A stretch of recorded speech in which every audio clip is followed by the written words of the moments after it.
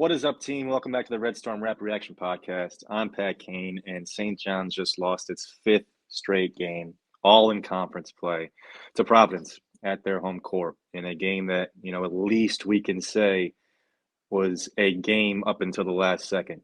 We were in it until the last second. Fortunately, that's not good enough, and you all know that, all right? Big East basketball team is out there to get wins. Coaches are paid to get wins. Moral victories in January at the end of a 5-game losing streak, maybe not the end of a 5-game losing streak, during the middle of a 5-game losing streak, is not the time for. Yeah, the guys came out ready to play. Yeah, they played against a really good team on their home court. Yeah, there was some stuff that worked against them. That flop call by Wusu I thought was such BS.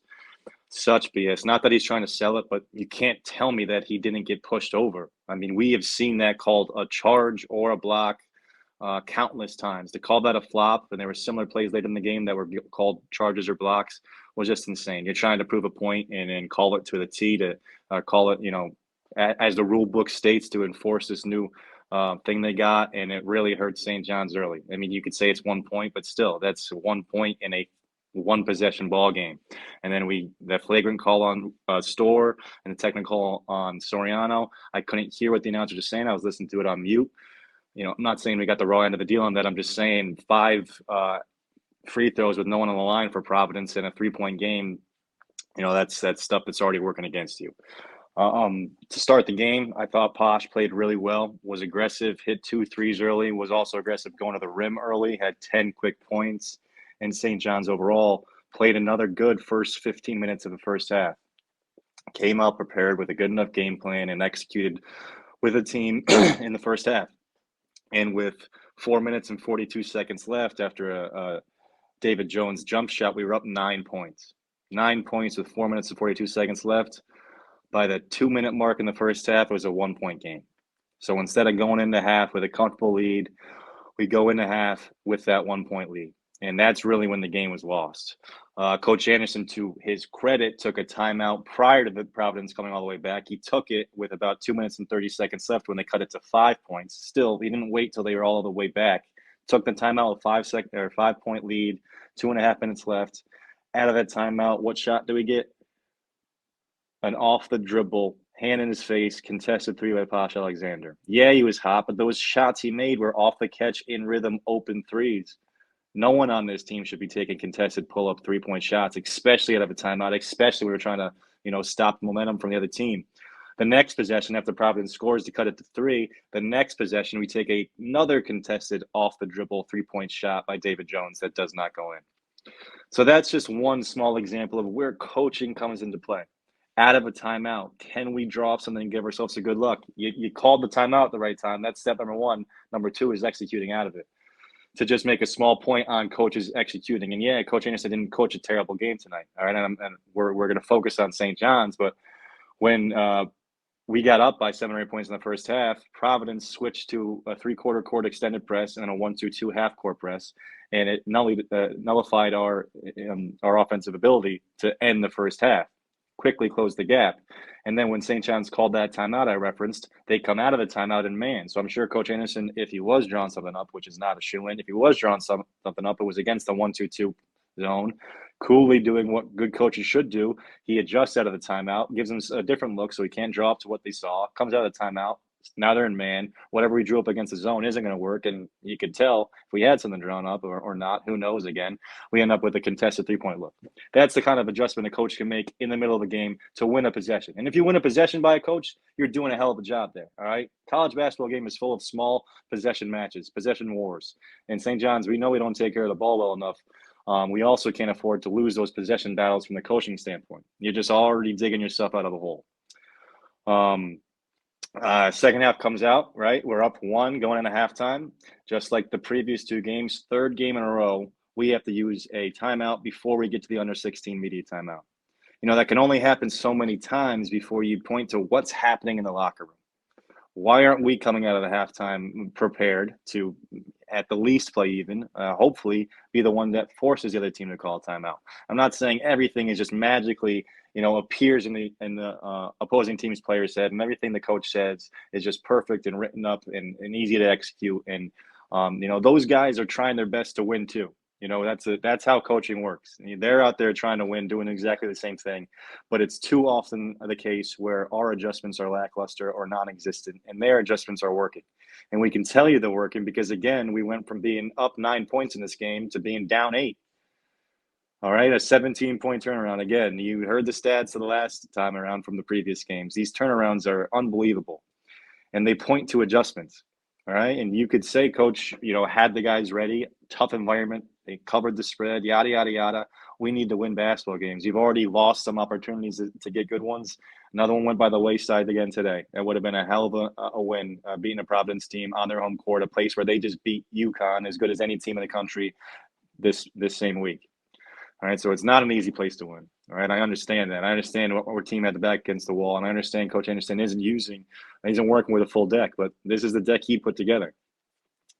I will give him credit for benching Jones in the second half after a terrible shot attempt he took. I will give him credit for pulling Pinzone in the first half. Forgot to mention that when we were up 7 points, get a stop. Pinzone takes an uncontested, and doesn't matter that it's uncontested. There's a reason it's uncontested. First pass in the possession, 30-foot three from the top of the key. Bricks it. Providence gets it, goes the other way. Those are the things that you just can't do when you're trying to, in that situation, extend a lead and get ourselves back in the winning column. You got to make sure you get a good look there. Steph Curry can take that shot. That's about it. That's about the end of the list.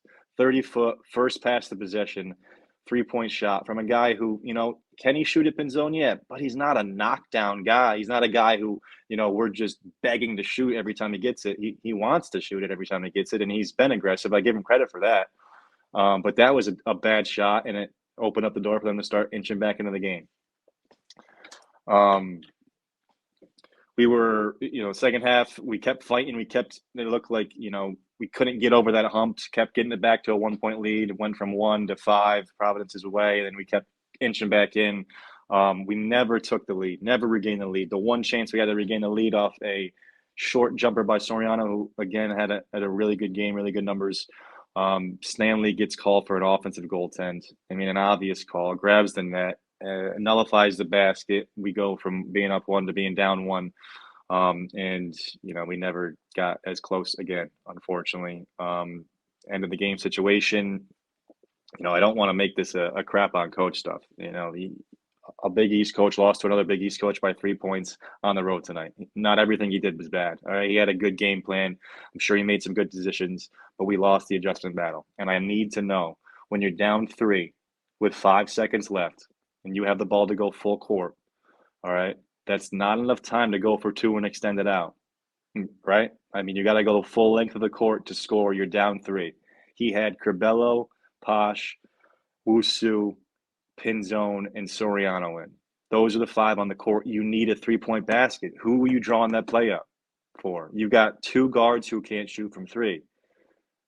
Why not have 4 guys? Maybe keep Soriano on for an offensive rebound. Why not have 3 3-point shooters in that game? Jones and Storr on the bench in that situation. Yeah, we got lucked out because Providence fouled right away. But what if they didn't foul? Who do we hoping gets that shot? And that's the kind of stuff that just baffles me.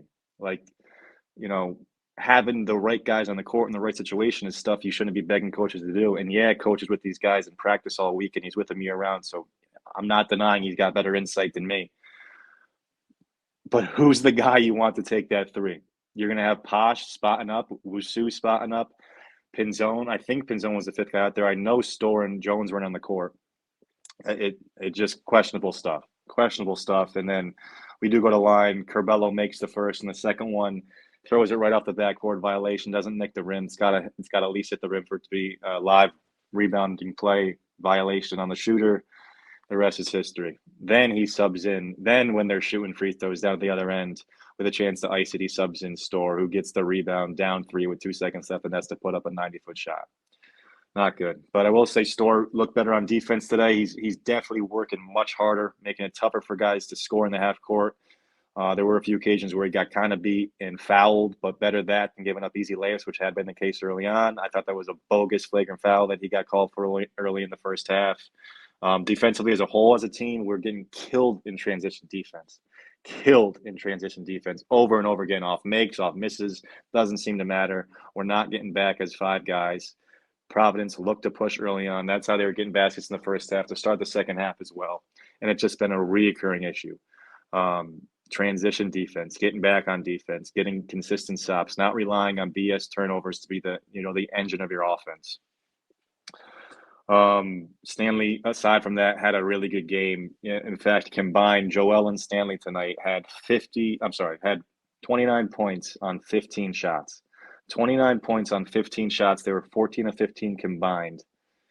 And the rest of the team had 51 points on 50 shots. Think about the inefficiency compared to the efficiency of 29 points on 15 compared to 51 points on 50 shots. That's just night and day. And, those big guys, unfortunately, didn't have enough to carry us. And that's not their fault because they both played a really good game. Aside from that, that dumb offensive goaltending by Stanley, he had a really good game, had a couple nice, really good decisions in the second half, driving, collecting himself, finishing off 2 feet with a two-handed duck once, and then driving right, a nice strong finish through contact, making a man one. Even hit a free throw. I think he was 1 for 3 on the night. I'm not sure, but I know he made one free throw. But another frustrating loss in a game again where I wasn't even, too upset about what was going to happen one way or the other. I wasn't on the edge of my seat, pissed off. I wasn't begging for shots to go in. I just kind of watched and let it happen. This apathetic feeling I'm getting for this season right now is really unfortunate. And I will do nothing but watch each game and enjoy the things I can take out of it. But I would really, really like St. John's games to mean something. And right now, they don't feel like they do. They don't feel like they do. And that's unfortunate. That's really unfortunate. Let's go ahead and bring up the box score. Okay, what can we highlight here? Positives. Our bench scored 36 points. That's a positive. Posh had 14 points, 6 for 12 from the field, 2 for 5 from 3. Better shooting overall, but you take away that hot start to the game and you didn't do much for the last 30 minutes or so. Wusu, another start, 6 points. That 4 turnovers is too many. We got at the ball in the post late in the game, and I don't know what the shot attempt was. It was like the shot never left his hands. They turned it over. It was a force from the get go. I don't mind looking to get him a post against a guard who's smaller, but when he's got it in there for more than 3 or 4 seconds, it's not going to end well. We gotta have the play set, developed, and know what the purpose is before just aimlessly throwing him the ball, letting a double come, and then we saw what happened eventually. So that 4 turnovers is the most he's had this year. He's been doing a much better job of that. He did have 5 steals, 4 rebounds, 2 assists, 6 points. So not a terrible overall game tonight, but not great production from a starting guard. Story got the start. Did have 5 points, 2 rebounds, a nice driving kick assist, a really nice drive baseline, a kick to the opposite corner with Sue hit a 3. But still, I'd love to see that box score a little bit more full. 4 personal fouls tells you he wasn't worried about mixing it up. That's good to see. 1 for 2 from 3. Say it again. Can we get him some more open looks? Can we get him more active setting screens and off the basketball, trying to be creative, trying to draw attention? We know that when Posh, Curbelo had the ball at the top of the key, there's not that much attention that has to be made to those guys. That's to be paid to those guys. Jones, man, that was probably his worst game in St. John's uniform. 3 points, 1 for 5 from the field, 3 rebounds. Didn't play much in the second half. Some questionable shot selection again. The first 10 minutes, I thought he did a good job trying to force himself, tell himself the best thing to do is go to the rim. But shots weren't falling, and he didn't pick it up in any other areas. Real disappointing. You lose by 3 points, and your best scorer, not your leading scorer, but probably your best scorer, only has 3 points. Soriano, 16 points, 10 rebounds, another double-double, 8 for 9 from the field. Is that one miss, the offensive goaltender? I'm not sure if that even counts as a shot attempt at that point. I think it probably does. So really, all the shots he took went in. No free throws. That's tough. As a team, again, we didn't get to the line nearly enough, and we didn't shoot it particularly well when we did get there. Off the bench, I thought King played all right early on. He got minutes early in the game. Didn't make any shots. In fact, he hit a 3 after a shot clock violation in the second half. Of course, we're talking about St. John's. He did get 2 quick rebounds, which just shows you to my point. I've mentioned it earlier, guys, not getting involved in rebounding. Rebounding is instinct, want to, effort, and you got to be committed to fighting for him. And, maybe they were luck. Maybe they just fell in his hands. But to get 2 rebounds in less than a minute shows you that, those other guards are begging to get involved on the boards. It's not impossible. It's not impossible to play an impact there. I thought King did that right away and looked to be aggressive. Looked to be aggressive on the defensive end. Didn't really have much production offensively, but still good to see him get in the game early. I don't think it's a terrible option to give him a few minutes here and there. With Posh and Curbelo struggles, to see what you got. Pinzone had 10 points, 3 for 6 from the field. A couple nice drives in the second half as well. Instead of settling for pull-up jumpers, 4 for 4 from the free throw line. Pretty good overall game from him. No Mathis tonight. I didn't, like I said, I was listening on mute, so I'm not sure what the case was there. I know he kind of had an ankle twist up the last game, so hopefully he's all right. Team stats, those 3 boxes I got highlighted in red, guys. Again, thank you for watching on YouTube. Thanks to those who listened to the live chat. That was a good first experience. Hopefully we get those numbers up. But free throw percentage, 3-point percentage. We shot 27% from 3 to their 41% from 3. There's a big discrepancy. 7 for 17 for Providence. That's going to get you beat. And the free throw line, 34 free throws to our 20. Yes, we put them at the line late, but still, you get outscored from the free throw line by 10 points, and you already put yourself in a big enough hole. We've talked about the holes we're already in. We can't afford to be 10 points worse from the free throw line. And it goes down to that last red box down there. Fouls. 7 more fouls than Providence. That's going to put a team at the free throw line early and often, and we can't afford to do that. We just cannot afford to do that. We go back home. We play Butler on Tuesday. I won't be able to watch that one live. Unfortunately, I got my own game to go to, but I will, check in and watch the game later that night, put a recap out. Hopefully I can come on here and be a little more cheery, have something to talk about positive, but right now it's hard to find, and that's unfortunate. But guys, I do appreciate you listening. I appreciate all the guys who are subscribing on YouTube. Keep following on the podcast, Apple or Spotify. Subscribe to the channel on YouTube. Give that a shot if you haven't. Keep commenting and following on Twitter. I appreciate it all. I just want to talk St. John's basketball with as many people as possible. So I appreciate you guys for letting that happen and then chiming in when you can. All opinions are welcome here. For Bootsy Thornton, this has been Pat Kane, Red Storm Rapid Reaction Podcast. Peace.